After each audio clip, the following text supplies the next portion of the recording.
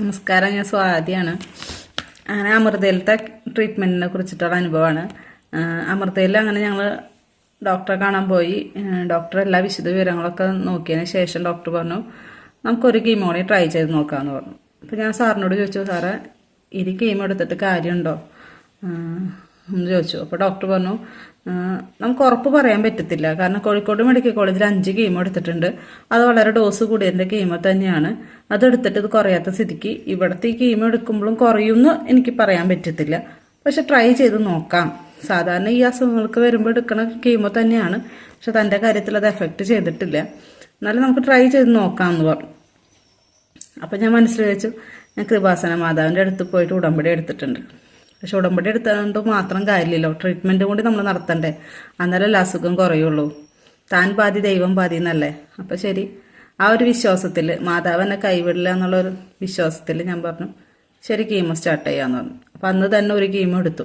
Kozhikode medical കോളേജിൽ 3 ദിവസം ഒരു കീമോ എന്നുണ്ടെങ്കിൽ അമൃതയിൽ എനിക്ക് ഒറ്റ ദിവസമാണ് ഒരു കീമോ. അങ്ങനെ കീമോ എടുത്തു, തിരിച്ചു വന്നു. പിറ്റേ ദിവസം എനിക്ക് ഭയങ്കര വേദനയായി. ശരീരം മാത്രമല്ല വേദന, എനിക്ക് കാലുവേദന, ഭയങ്കര കാലുവേദനയായി. എനിക്ക് നടക്കാൻ പോലും പറ്റില്ല, ഒന്ന് ബെഡിൽ നിന്ന് എണീക്കാൻ പറ്റില്ല, ഒരാളെൻ്റെ മേൽ തൊടാൻ പറ്റില്ല. അങ്ങനത്തെ ഭയങ്കര ശക്തിയായിട്ടുള്ള വേദന സഹിക്കാൻ പറ്റാണ്ടായപ്പോൾ ഞങ്ങൾ ഹോസ്പിറ്റലിൽ വരെ അറിയിച്ചപ്പോൾ അവരൊരു മരുന്ന് തന്നു. ഇത് കഴിച്ചു. അത് കഴിച്ചു കഴിഞ്ഞപ്പോൾ കുഴപ്പമൊന്നും ഉണ്ടായില്ല, വേദന ഒക്കെ കുറഞ്ഞു. അപ്പോൾ അടുത്ത കീമോ വരണ വരെ എനിക്ക് അധികം വേദന ഉണ്ടായില്ല.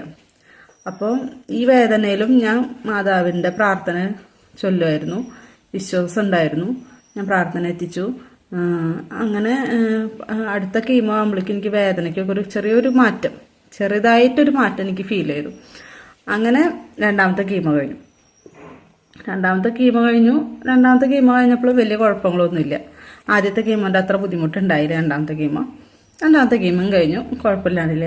മൂന്നാമത്തെ കീമോ എടുത്തിട്ടും മൂന്നാമത്തെ കീമോ കഴിഞ്ഞ് കഴിഞ്ഞപ്പോൾ ഭയങ്കര വേദനയായി, സഹിക്കാൻ പറ്റാത്ത വേദന. ശരീരം മൊത്തം മാത്രമല്ല, നെഞ്ചിലും പുറത്തും വേദന കൂടുതലായി,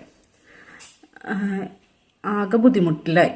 അങ്ങനെ മൂന്നാമത്തെ കീമോ കഴിഞ്ഞ് 4ാമത്തെ കീമോയ്ക്ക് ഞങ്ങൾ ചെന്നു. 4ാമത്തെ കീമോ കഴിഞ്ഞ് ചെന്ന് ഡോക്ടർ പറഞ്ഞു എന്നാൽ എത്രയും വേദനയാണെന്ന് പറഞ്ഞപ്പോൾ ഡോക്ടർ പറഞ്ഞു എത്രയും പെട്ടെന്ന് സ്കാൻ ചെയ്യണമെന്ന് പറഞ്ഞു.